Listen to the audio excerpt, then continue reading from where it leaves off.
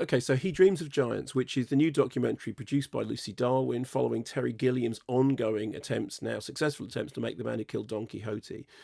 As with Darwin's previous docs, this is directed by Keith Fulton and Louis Pepe, who she worked with on The Hamster Factor, which was about 12 monkeys. In fact, Lucy makes a very brief cameo in this. She walks into shot and then walks very quickly out of shot. And then Lost in La Mancha, in which it followed the disasters that beset Gilliam's first attempts to make the film. You know, actors falling ill, sets washed away by storms, everything the gods could throw at it. That ended with, the film's called Lost in La Mancha, and it kind of ended up with Gilliam lost but still hopeful. This picks up many years later. The world has moved on. Terry is still dreaming of giants. Now they're ready to go. They have a new cast, a revised script. Now Jonathan Pryce is the man who thinks of himself as Quixote. Adam Driver has stepped into the shoes originally filled by Johnny Depp as the somewhat sleazy director who becomes Sancho Panza. And once again, the project is up and running. Here's a clip.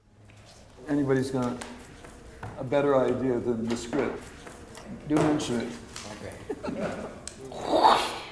The great shadow swoops across Don Quixote and Sancho like a black wing. Quixote looks up.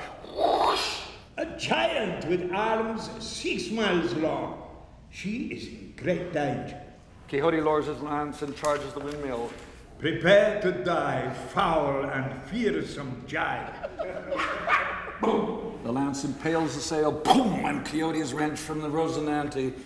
So that's them doing a table read with, sort of Gilliam, like doing all the sound effect. Here's the thing.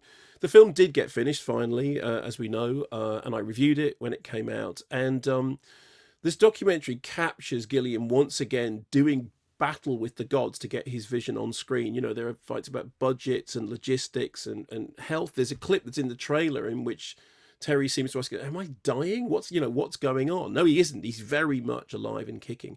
And sometimes, you can get the impression of Gilliam as somebody who's like constantly at war with the world in the studios. You think back to the Battle of Brazil and the fights that he had about Brazil.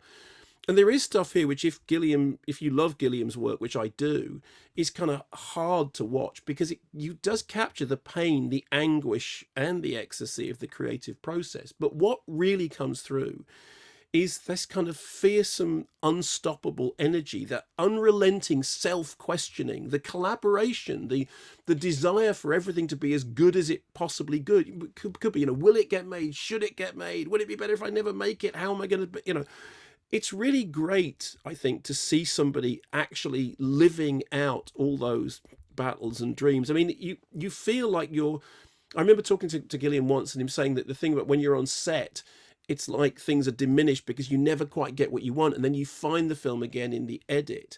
And I know that some people have thought that this is basically a film about all the battles, but with the things that went wrong rather than things that went right. I don't agree. I think it's a very honest, very frank, and for me actually rather celebratory portrait of an artist being determined to get their vision on screen and finally doing so against all the odds. And, there are very few people who have the kind of dogged devotion to cinema that Gilliam has. And I think that this, as I said, in combination with Lost in La Mancha, tell a story that would have defeated most people, but not Gilliam. He does get to the finishing post, and hooray for that.